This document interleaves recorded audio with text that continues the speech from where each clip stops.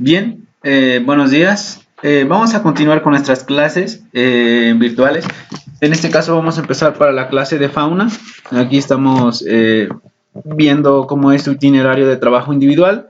En este caso vamos a continuar con la parte de los moluscos. Acá tenemos los moluscos. Entonces vamos a ver un poco de teoría. Recuerden que me tienen que entregar sus apuntes y demás, y vamos a continuar. Acá ya tengo unas diapositivas previamente realizadas y vamos a empezar. Entonces, vamos a empezar viendo pues qué son los moluscos. Bien, el término molusco va a agrupar una serie de animales, digamos que integran un conjunto de diferentes tipos, dentro de los cuales vamos a encontrar los calamares, los caracoles, algunas que otras almejas, pulpos. Y además de lo anterior, también tenemos otros poco conocidos, como pueden ser las cucarachas de mar y los dientes de elefantes. Bueno, este diente de elefantes es un nombre coloquial, va a tener un nombre más técnico para este animal acuático. Y un punto crítico de este tipo de animales, de los moluscos, es que pueden ser devastadores, pueden degradar el hábitat de otras especies, pueden invadir. De hecho, esa es una de las características del tipo de reproducción de estas especies, que cuando tú tienes, no sé, 20 cultivos, perdón, 20 moluscos, tú puedes generar una sobrepoblación de gran cantidad de moluscos. Nos vamos a la siguiente diapositiva. Acá tenemos que, para el caso de México, nos dice que posee una gran cantidad de millones de estas especies, más o menos unos 2 millones. Como mencionamos, su cantidad de población es sumamente impresionante para el caso de nuestra República Mexicana y nos habla también de que tenemos dos regiones biogeográficas importantes para este tipo de especies. ¿Qué vamos a entender como regiones biogeográficas? Regiones ya sabemos que es la delimitación de una zona que comparte algunas características. Para el caso de la palabra biogeográfica, bio se refiere al término de vida, geo es de tierra y gráficas es de descripción. En este caso, pues sería la parte de la vida y su distribución geográfica. Entonces, vamos a entender estas dos regiones. Tenemos una región neártica que abarca gran parte de la zona de los Estados Unidos y centro de México. También vamos a tener una región neotropical, que es la parte del sur de México y Sudamérica, donde tenemos las latitudes cercanas al Ecuador. También en este caso tenemos gran cantidad impresionante de especies, no solo de moluscos, sino también de otro tipo de fauna. Vamos a la siguiente diapositiva. Acá en nuestra siguiente diapositiva tenemos lo que mencionábamos, tienen una gran capacidad de invadir otros ecosistemas, otros hábitats de otros animalitos, nos dice que se propaga sin control y eso debido a qué, a que tienen un alimento especial en la cual los otros bichos, las otras especies pues no utilizan ese recurso, entonces a partir de ello pues generar una población impresionante y pueden llegar a modificar ese medio en la que ellos están viviendo. Un punto crítico es que estas especies, por ejemplo este caracol, no necesariamente tiene que llegar con base en su reproducción con otra especie. Él puede propagarse, no sé, como lo menciona en este caso, que se transporte desde, que utilice los transportes de la vida humana. En este caso, por ejemplo, que se pegue en un autobús un caracol, ese autobús a lo mejor va a una zona, no sé, inclusive de hasta el norte del estado, por ahí de Sonora. A partir de ese caracol o ese huevo o esa larva que dejó por ahí en ese transporte, puede ir dejando nuevas especies de caracoles. A partir de ese poquito, pues se va a reproducir. Un ejemplo coloquial podría ser la pandemia de ahorita, a partir de un infectado que viene de Italia, de la parte de China, puede desencadenar una gran número de contagios. En este caso sería desencadenar una gran población de caramejas y demás. Tenemos algunas especies que pueden ser liberados por el mismo humano, es decir, tú compras ciertos animales y se te ocurre ahí tenerlos, no sé, en un bordo o en algún cuerpo de agua vivos. Sin embargo, a partir de ello tú puedes generar una colonia de todo este tipo de especies que pueden estar afectando a ese cuerpo de agua. Por ejemplo, una vez que ya tengas muchas especies en ese cuerpo de agua, a lo mejor puede llegar una corriente, una creciente del río y puede transportar todas esas especies a otro lago en donde va a haber muchos de estos animales. Y sobre todo, ¿qué problemas van a traer? Pues les mencionaba, roban el hábitat de otras especies. Vamos a continuar con las partes que comprende un molusco. De manera general, un molusco va a estar integrado por tres partes. La primera parte va a ser, digamos que esta región de la cabeza, donde nosotros vamos a tener su boca del animalito, sus ganglios, en este caso tiene dos, el estómago, que es donde va a tener todo ese alimento, y vamos con la segunda parte, como lo menciona el texto, en este caso va a ser, digamos que la zona donde se arrastra, en este caso no es un pie como común a los otros animales, sino que se va arrastrando de poco por poco. Y finalmente pues tenemos la parte trasera, en este caso donde vamos a tener sus branquias, el orificio donde va a desechar los animales, los alimentos que ya no, donde va a desechar los alimentos pues, que ya no le utilizan para su cuerpo. También tenemos su riñón y demás. Vamos a continuar. Entonces, clasificándolos, tenemos diferentes, inclusive en esta parte de moluscos tenemos un montón, ¿no? Tenemos a la primera clase, a los mono... Tenemos la primera clase, los monoplacoforos, que sobre todo ya tiene un tiempo en la que fue descubierto, a partir del año de 1952, y tiene múltiples branquias, es decir, que le va a permitir tener ese movimiento en ese cuerpo de agua. Vamos con la segunda clase, los aplacoforos. En este caso, digamos que no existe concha o envoltura que lo proteja, a diferencia de los otros animales, y tiene una estructura resistente, sobre todo que le sirve como mecanismo de defensa y sobre todo para poder circular en ese ambiente en el cual está viviendo. Bien, acá continuando tenemos a los escapofodos. En este caso tiene su nombre un poco más tradicional, que se le llama dientes de elefante. En este caso presenta una concha tubular, es de una sola pieza y pueden vivir dentro del fondo arenoso. Tenemos a la siguiente clase, en este caso tenemos a los bivalvos. Como su nombre lo dice, pues va a tener diferentes valvas, dos para este animal en este caso. Van a estar integrados también sus branquias y va a ir desarrollándose conforme al tiempo. Vamos a nuestra siguiente diapositiva. Acá tenemos la clase de los gasterópodos. En este caso también tenemos una sola valva, o por eso se le denomina univalva, y también lo podemos ver en las babosas, en el caracol y demás. En este caso no tienen las valvas, tienen la parte de la cabeza y los ojos bien desarrollados. En este caso aquí vamos a tener los ojos y un pie grande. Bueno, como decíamos, tienen su pie un poco peculiar que se van arrastrando y digamos que conforme al tiempo, ¿no? Tenemos diferentes clases. Vamos a tener la primera clase que están asociados más con la parte de los caracoles, la parte marina. También vamos a tener una parte asociada con las babosas de mar y alguna que otra especie afín. También vamos a tener finalmente las especies que son de agua dulce, es decir, las terrestres. Tenemos a la siguiente clase, los cefalópodos. En este caso, los cefalópodos también tienen su subdivisión. Tenemos tres clases, tienen cuatro branquias algunas. Tenemos aquí a diferentes animales, como podemos ser los pulpos, los calamares, las sepias, algunos con dos branquias y demás. Vamos a continuar. Bueno, continuando, acá tenemos a la clase de los escapofodos. Este está asociado acá con una característica de colmillo del mar. Y tiene una estructura un poco diferente. Acá su concha es de forma alargada y en donde se va a alojar, pues en este caso, el animalito. La parte exterior, acá vamos a tener, digamos, sus pies, con las cuales van a permitir tener movimiento. Y también tenemos un pie que lo utilizan como órgano excavador, es decir, para que puedan vivir dentro de esa arena de mar o dentro de ese fondo oceánico. Vamos a hacer la siguiente diapositiva. Acá tenemos a los gasterópodos. Este es un clásico, todo el mundo conoce a los caracoles. Inclusive aquí en nuestro municipio tenemos diferentes especies. Vamos a tener a este grupo que asocia a los caracoles, las babosas, los limacos y demás.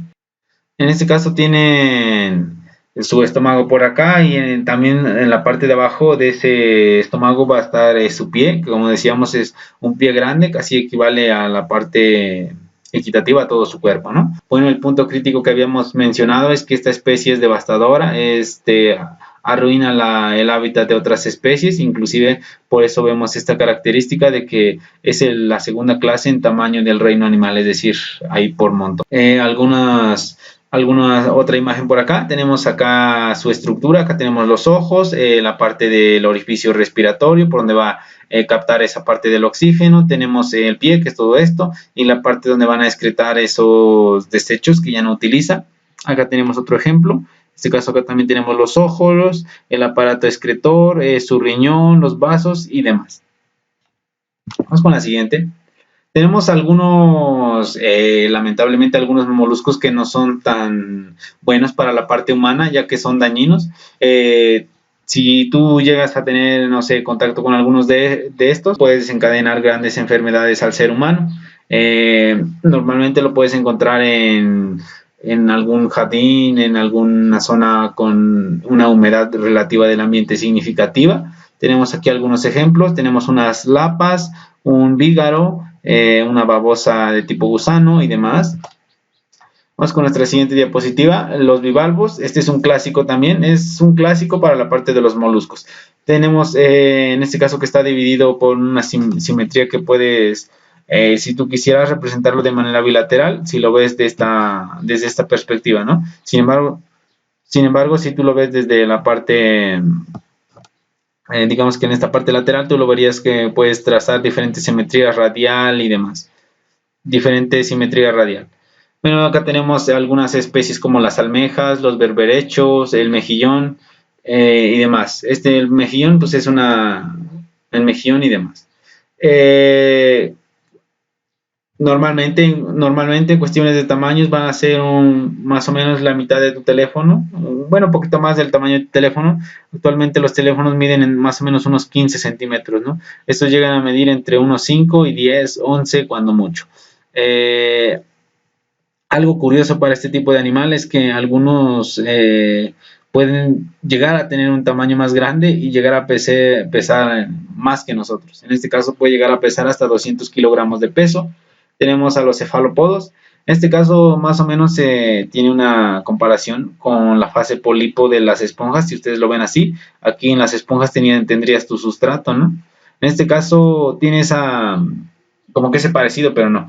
La parte que los distingue este tipo de animales es que los pies lo tienen en la cabeza. Ustedes pueden ver, aquí tienen sus ojos y acá tienen sus brazos, que también a partir de estos brazos van a poder captar esos alimentos que los van a ayudar a sobrevivir. En este caso le llaman tentáculos que rodean la boca. Tenemos en nuestro apunte que también se encuentra como un depredador más común del mar, sin embargo también funciona como presa para otras especies. Acá vemos su composición, tenemos las branquias, también tenemos los ganglios como los caracoles, tenemos el aparato excretor, el embudo que es donde va a adquirir esos alimentos, la boca principal, sus brazos bucales o algunos le dicen tentáculos, también tenemos las aletas, el manto seleccionado y demás. Con la siguiente diapositiva ya hablar un poco más de sus funciones dentro del ecosistema. Nos dice que en este caso, como estamos hablando de especies invasoras, para el caso de México pueden devastar diferentes cultivos y además de lo anterior desplazar especies nativas. Por ejemplo, aquí tenemos un ejemplo de moluscos, en este caso la Pomacea flagellata. Acá vamos a continuar con el siguiente. Tenemos al caracol malacio. En este caso es una especie que su hábitat natural es la parte de África. Sin embargo, debido a esa distribución espacial y esa comunicación vía terrestre entre un lugar y otro, pues ha sido introducida en México. Bueno, en este caso ha sido introducida en México en la década de 1960 por el acuarismo. ¿Qué es el acuarismo? Pues se refiere a que tú dices, no, pues tengo una pecera y quiero tener unos peces exóticos en tu pecera. Pues en este caso, digamos que la pecera era toda la parte de nuestro México y a alguien se le ocurre traer estas especies para acá solo porque eran vistosos. Sin embargo, pues ya vimos que lo vistoso no es tan bueno como pareciera. En este caso ya tenemos una sobrepoblación que ha provocado que algunos animales de Nuevo León pues ya no tengan donde vivir, ya no tengan ese hábitat favorable para su vida. Tenemos acá otro ejemplo con el mejillón dorado. Nos dice que transforma las comunidades bentónicas. Las comunidades bentónicas pues son esas especies que están a un lado del arrecife de coral y nos dice que provocan el sofocamiento y hambruna y el alimento de otros animales, obviamente, y como resultado pues la pérdida de la biodiversidad. Acá tenemos otras ideas. Nos dice que para el caso del estado de Sinaloa y Mazatlán también ha tenido impacto ese mejillón dorado. Vamos con el falso mejillón. En este caso el falso mejillón tú lo encuentras en la parte ahí de Venezuela, Panamá. Sin embargo, actualmente ya lo podemos ver en México y algo curioso es que se cree que llegó por la parte marítima, es decir, a partir de un barco dejaron ahí algunos de estas especies, ya sea la especie o su medio de reproducción, y ahora ya tenemos una gran cantidad de falso mejillón. Hasta el día de hoy no se considera como un invasor, sin embargo, debido al crecimiento que tiene, más o menos un crecimiento exponencial o polinomial de tercer orden, en unos 10-20 años, este animal podría ser una especie devastador para nuestro ecosistema acuático. Aquí hay una paradoja, ¿no? Un punto bueno y un punto malo. Tenemos algunos animales, algunos moluscos pueden servir para como que deshacer alguna sobrepoblación de algo. Por ejemplo, las babosas pueden desplazar moluscos nativos de un lugar. Un ejemplo más sencillo para que quede más claro. Imagínate que tú tienes un lugar con 200,000 ratas.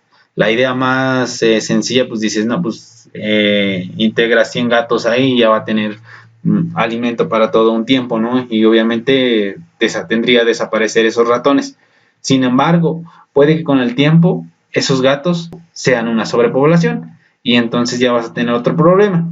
Aquí algunos científicos o algunos técnicos en el área de ambientales han introducido babosas. Sin embargo, con el tiempo puede ser que ahora tengas una sobrepoblación de babosas, afectando el hábitat del lugar, sobre todo pues, de un problema te sales con otro problema, no estás solucionando nada. Vamos con la siguiente diapositiva. Aquí para no poner esa distribución a nivel estatal de las especies, puse una distribución, puse un mapa en donde estamos viendo algunas que otras especies y donde lo puedes encontrar. Algunos los puedes encontrar en Sonora, en la parte de Yucatán, en la parte de Chiapas y demás. Acá tenemos otro ejemplo de molusco, en este caso es un molusco broma, tiene su concha un poco diferente y es una especie que debería ser nativa ahí por el área de Texas, de las Bermudas, en la parte de Los Ángeles, California y demás. Sin embargo, ya también tenemos esta especie en México, debido a que falta estudiar las estrategias de un control de un control de estos animales acuáticos. Entonces hay que tener un análisis de riesgo con más a fondo para no generar diferentes invasiones o epidemias en el medio. Vamos con nuestra siguiente diapositiva. Aquí ya es más como para la reflexión.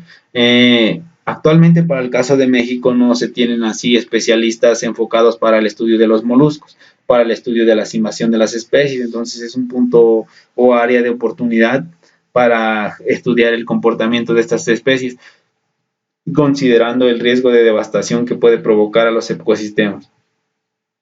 No, entonces en este caso también tenemos otro punto que dice la forma de estudiar a los moluscos. Ustedes a lo mejor lo van a estudiar desde el punto turístico, desde el punto de vista exótico, pero no le están dando ese tinte ambiental, ese tinte que genera afectación al ambiente y mata a todas las especies de un ecosistema, sobre todo para adueñarse de ese espacio. Vamos a la siguiente diapositiva. En este caso nos dice que hace falta mejorar esas problemáticas. ¿A través de qué? Profundizando las investigaciones en la parte biológica, realizar estudios a nivel poblacional de cada uno de los tipos de moluscos, generar ciencia, en este caso a partir de artículos científicos y apoyo gubernamental para la investigación. Y bien, hasta aquí lo vamos a dejar por el día de hoy. Ya lo que continuamos mañana, en este caso vamos a continuar con los equinodermos. Vamos a dejarlo hasta aquí. Eso sería todo por el día de hoy.